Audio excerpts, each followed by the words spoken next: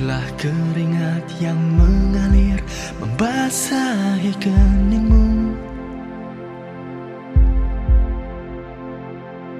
Angkatlah ke atas dagumu yang tertunduk layu.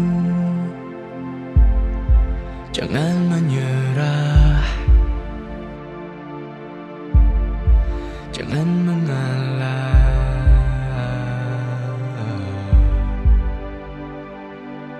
Bangunkan, bangkitkan semangat, juangmu hingga membara. Yakinkan, pastikan inilah puncak segalanya. Berbanggalah, karena kau adalah sang juara. Kau luapkan energi terhebatmu, terangi bumi dengan penuh semangatmu. Hadirkan bumi, keringat basuhi raga, basahi kulit, basahi jiwa, lalu busungkan dada. Keringat adalah hasil jerih payahmu terbayar dengan semangat yang kau ambil. Terbang tinggi menuju awan, di mana kau bisa lupakan semua lawan. Setiap raga, setiap jiwa, di tiap langkah mulai bercerita, wakilkan semua mimpi-mimpi yang tenggelam, siap menantang bumi, dan kau adalah pemenang. Bangkitkan, bangkitkan semangat, juangmu hingga membara. Yeah. Yakinkan, pastikan inilah puncak segalanya. Berbanggalah, karena kau adalah sang juara. Yeah, sang juara, sang juara. Oh, sang juara. Yeah, sang juara. Buat apa menangis jika masih ada senyum? Buat apa kau berkawan jika hidup berjalan maju? Kau terjatuh, segera bangkit dan bangun, pusatkan pikiran dan tetap melaju. F ke O dan K ke U. Fokus, tetap lihat ke depan kawan. We are all physically disabled at some times in our lives. A child, a person with a broken leg, a parent with a cramp, an elderly person, and etc. All are disabled in one way. According to World Health Organizations, individuals with disabilities are defined as those with physical, sensory, emotional, intellectual, learning, health, or other disabilities that may be visible or invisible, stable or progressive, occurring at birth or during childhood. According to Article 31 of the 1945 National Constitution of Indonesia, education is a right for every citizen, while the government shoulders the responsibility to provide it. In Indonesia, people with disabilities also protected by the 1997 Law Number 4 that recognizes equal opportunities in all aspects of life. Article 6 verse 1 of that same law guarantees appropriate education services for all people with disability at every level of education. According to Helen Keller International in 2010, less than 4% of 1.5 million of children with disabilities have access to educational services in Indonesia. College education is a stage that cannot be enjoyed by a majority of young people with disabilities in Indonesia. In general, the problems that disabilities face to study in a university are a different curriculum between special school and senior high school make the disabled get some problems to do the entrance university exam. Not every university are able to provide special facilities for disabled. Many people don't have awareness to treat disabled in the right way, so there are some discriminations that disabled feel because of the university personnel. Overall, the problems that disabled face to study in a university relative to rights, policies, and equal opportunities for students with disabilities include poor inclusive policies from both the Ministry of Education and Regulation Affairs to guide universities and colleges. No follow-up on the implementation of laws, such as the Indonesian regulation guaranteeing accessibility to public space, which has still yet to be executed. No sensitivity training for staff to learn how to teach people with special needs in inclusive settings, and limited budgets in supporting access and entitlement to education. Most people with disabilities in Indonesia do not speak up or fight for their rights. It could be one of the reasons why campuses are still far from being inclusive despite a handful of advocating students with disabilities. Each university must establish an office for students with disabilities to clearly be proactive. The mission of such office is to provide support for students with disabilities to respond to individual needs and to ensure independence and empowerment while respecting the academic requirements of the university. The inclusion of students with disabilities has to be facilitated by skilled staff able to support this multifaceted process. One of the universities that established the Center for Disability Studies and Services at State Islamic University Sunan Kalijaga, Yogyakarta, the first center of its kind in Indonesia tertiary education.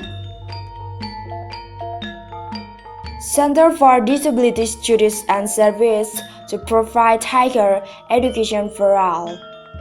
Center for Disability Studies and Service was established in 2007 in the UIN Sunan Kalijaga State Islamic University and is the first of its kind in Indonesia. It follows the paradigm shift of the United Nations by viewing students with disabilities not as mere object of charity, but as subjects who can advocate for their own right to receive academic training. As such, the university and the center fully support the equal and inalienable right to education and accessibility to all human beings, regardless of their differences. Vision to create an inclusive environment where physical and attitudinal barriers are removed so students with disabilities can reach their academic potential. To provide a consistent awareness in the university and in the wider community of the need for equalization of opportunities in all aspects of life, so that students with disabilities enjoy fulfilling work and lead independent lives.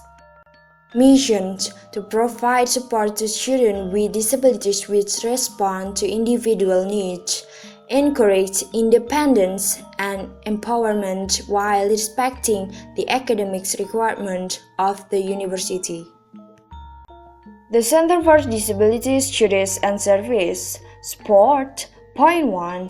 Service and programs not currently available to students with disabilities. Point 2. Adaptations of academic research rebook in the disabled corner of the university library. Point 3. Adapted computers and scanners. Point 4. Translations in Braille.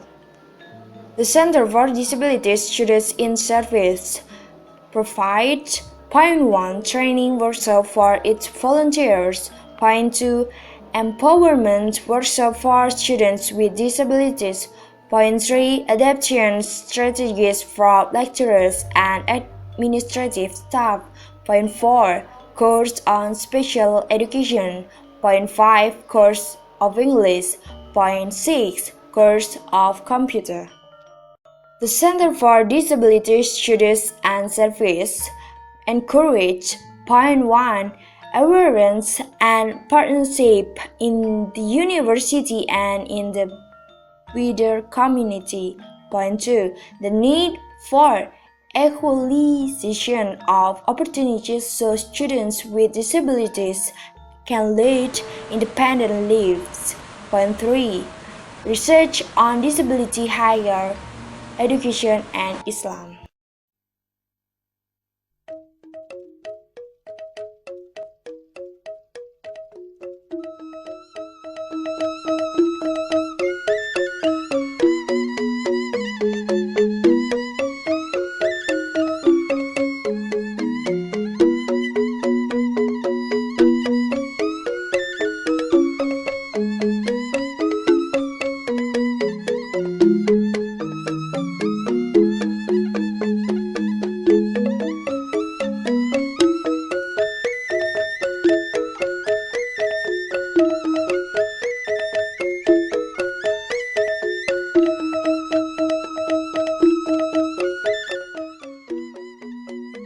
Jadi kita mendapatkan inspirasi untuk mendirikan pusat layanan difabel itu dari Kanada.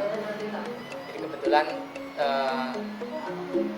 para pendiri PLD itu kan kuliah di Kanada, McGill University. Terus kemudian di sana kan ada layanan ya untuk mahasiswa difabel, dan umumnya memang di universitas-universitas di negara maju seperti Amerika, Kanada itu ada layanan untuk difabel.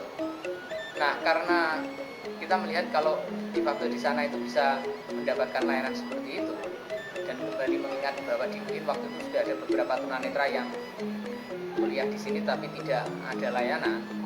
Terus kita kan mikir loh, kenapa kita tidak memikirkan teman-teman difabel yang kuliah di UIN? Mereka kan selama ini biarkan begitu saja berjalan. Prosesnya mulai 2006 itu kita mulai mengumpulkan orang. Resmi kita menetapkan tanggal 2 Mei 2007 sebagai hari lahir PLD yang namanya waktu itu PSLD. Ya, nggak ada syarat apapun, yang penting orang mau ikhlas, artinya mau menjadi relawan, bergabung ke sini silahkan. Jadi ada yang namanya bias normal. Bias normal itu sesuatu yang artinya tidak benar sebenarnya, tapi dianggap normal. Nah, bias normal itu orang normal seperti Anda itu, ketika melakukan sesuatu itu ya posisi normal Anda yang mendefinisikan dunia ini. Yang dinamakan dunia yang normal itu ya dunia Anda gitu. Ya. Dan itu merugikan bagi teman-teman difabel. Misalnya orang parkir di situ itu kan, orang bias normal itu ya saya tidak apa-apa parkir di sini, toh orang bisa lihat ini mobil gitu. Anda kan tidak pernah pikir bahwa tunanetra juga butuh liwasana. Problem kedua yang kita hadapi adalah menghitung prioritas. Prioritas, nah ngurus yang banyak dulu lah, baru yang kecil. Sedikit demi sedikit kan, ini salah satu upaya. Kalau misalnya yang sepeda motor atau mobil sudah kita tempeli seperti ini, lalu masih ada orang nekat parkir di sampingnya, nambah-nambah lagi, kan terlalu sekali. Sebenarnya rambu itu adalah bagian dari cara sosialisasi. Dulu tidak ada rambunya. Harapan kita dengan ada rambunya itu, orang sadar, oh ini ada rambunya loh, kan? Tidak juga ternyata ya.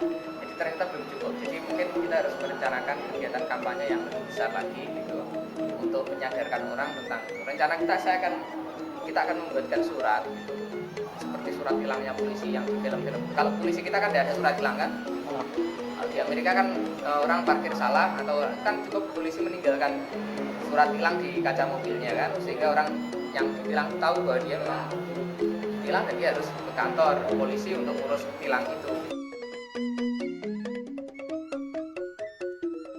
Oh iya, kalau proses berjalan ya, tapi kalau terwujud belum. Namanya visi kan. Kita membayangkan 25 tahun lagi semua jenis difabilitas bisa kuliah di dan semua bisa mendapatkan fasilitas kan. Dan masyarakatnya juga sudah ramah dengan difabel, tahu kalau Rabu itu difabel, terus kemudian ada fasilitas yang nyaman untuk mereka mobile di kampus dan seterusnya. Parkir tidak sembarangan. Nanti kan 25 tahun lagi. Yang penting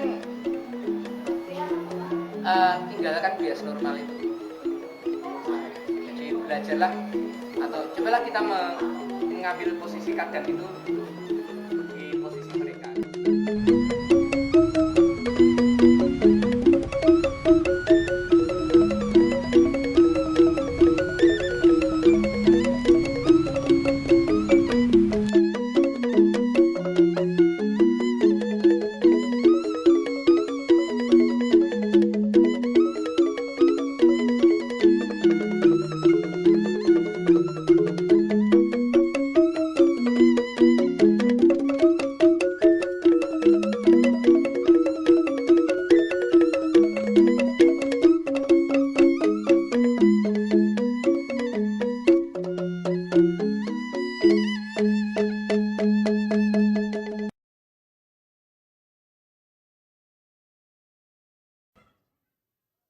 Allahu Akbar, Allahu Akbar, Allahu Akbar, Allahu Akbar, Allahu Akbar, Allahu Akbar, Allahu Akbar. Sunan Kalijaga's mosque have been designed to accessible for difabel, and it's proved by the building architecture. But during at the time, it's like socialization in mosque building. So the places that should be used for difabel is used by non-difabel. The heavens and the whole universe, the one that made us whole and free, the guardian of his true believers. So when the time gets hard, there's no way to turn. As he promised, he will always be there to bless us with his love. On the first Friday 2014, Sukas Mosque made a new history in Friday Khutbah prayer. They become the first mosque in Indonesia that is facilitating with a sign language interpreter. So when you lose your way, to Allah you should turn. 'Cause as he promised, he will always be there.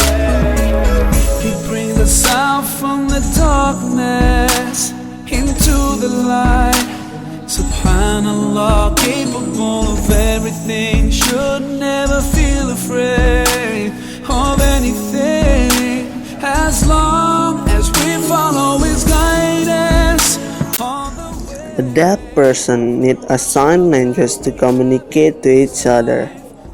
For deaf person, a sign language is used for all activity, even though during worship. But in Indonesia, never found a sign language interpreter in Friday Khutbah prayer. Recently, national television is TVRI to show news program that provide a sign language interpreter, and we hope other channels follow it. Same with that, we also hope a sign language interpreter in Friday Khutbah prayer program is known by all the difabel, especially in Yogyakarta. And then this program is followed by all mosque in Indonesia. Allahu Akbar, Allahu Akbar, Allahu Akbar, Allahu Akbar, Allahu Akbar, Allahu Akbar,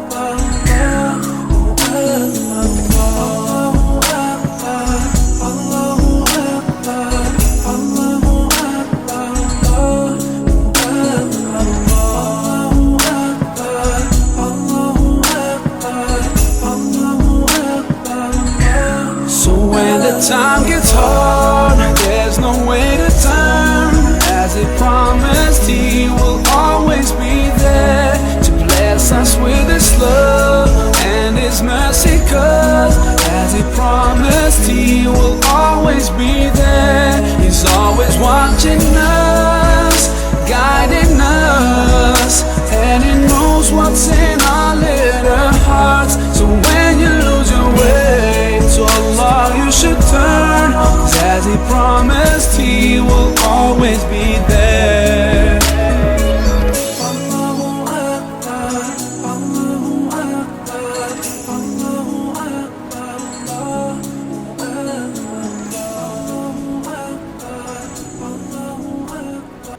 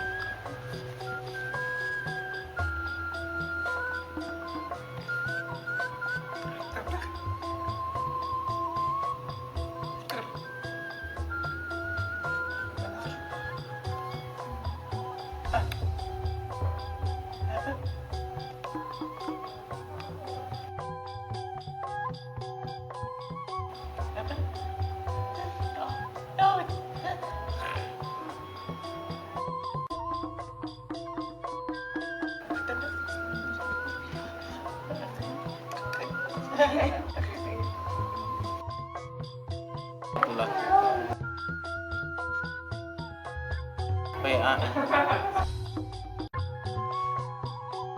semester 2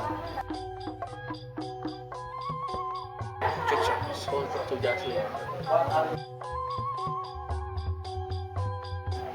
Kalau fasilitas ya sudah cukup, tapi untuk pengoperasiannya itu saya kira belum sempurna, karena fasilitas itu kalau kita tidak tahu kan, semua orang kan belum tentu mampu menggunakan fasilitas itu, walaupun sudah banyak yang bisa, tapi fasilitas itu harus didukung dengan pengajaran-pengajaran yang baik.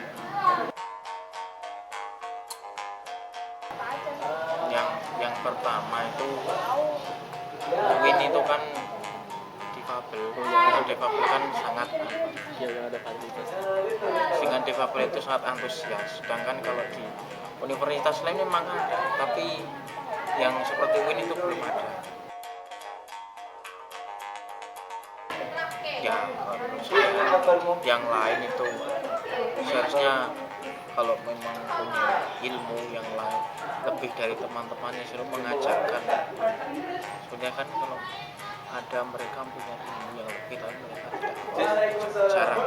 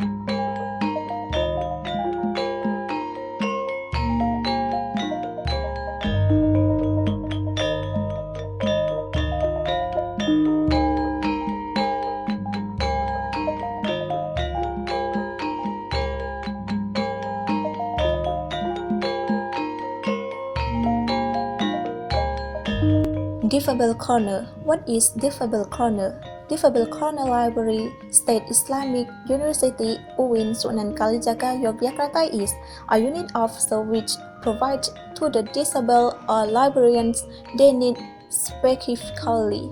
What services are provided?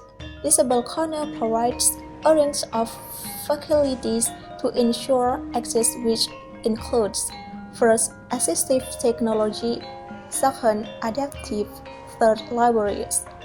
Personal assistant. What is assistive technology?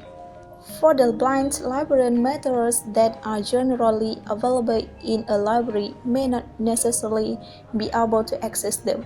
There are thousands of books on the shelves that obviously couldn't read them. With assistive technology, such as the camera turns that book into a monitor and enlarges an alphabet. Librarians low vision blind with very low viewing capability can be helped to access it. For the Amstein's time PSLD and re-establish the Library Corporation and full support of the leaders of the university, then give Difabel Corner in the response to those needs. A room that is now more representative of wider, more convenient and accessible has been present one corner of the first floor library, State Islamic University, UIN Sunan Kalijaga, Yogyakarta. When you or your relative who have special needs in accessing knowledge visit the corner either to acquire a difabel collections and accessing formats or a more comfortable place to learn.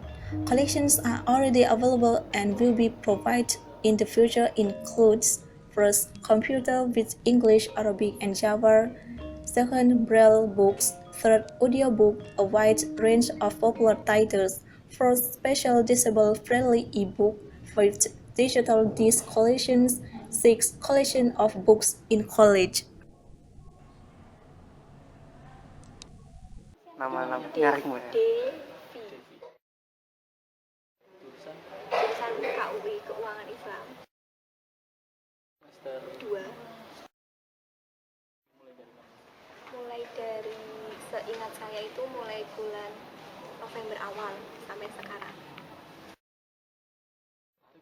Oh, yang bikin tertarik itu awalnya gini, emang prinsip saya itu bermanfaat untuk orang lain, itu prinsip saya yang saya pegang dimanapun.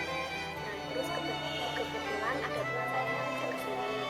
Terus pas di sini tuh saya merasa cocok, merasa wah ternyata banyak teman-teman kita yang masih membutuhkan kita, tenaga kita dan apapun dari kita, bukan hanya yang walaupun di sini banyak organisasi, tapi saya pilih PLD itu karena bisa bantu mereka yang berkebutuhan khusus seperti itu, dan apa ya, jadi penyemangat aja mereka yang kekurangan tunanetra, juga semangat kuliah, karena saya yang diberi kesempatan seperti ini nggak bisa lebih dari mereka. Makanya itu misalkan saya lagi banyak tugas kuliah, terus saya juga lagi kuliah, terus tiba-tiba itu di fabel itu SMS, ya tolong bisa ke PLD enggak, saya minta tolong. Saya sudah jelasin, maaf saya hari ini nggak bisa ke PLD karena ada kuliah atau ada ngerjain tugas atau pokoknya alasannya syar'i gitu. Tapi dari PLD-nya itu, dari teman-teman yang di fabel itu kadang itu sering maksa gitu. Terutama yang lagi jalan itu pelatihan bahasa isyarat buat mendampingi mereka yang itu buat relevan gitu, karena yang bersangkutan mereka emang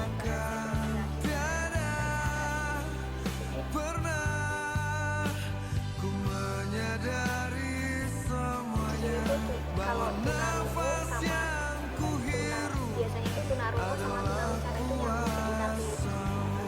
Terus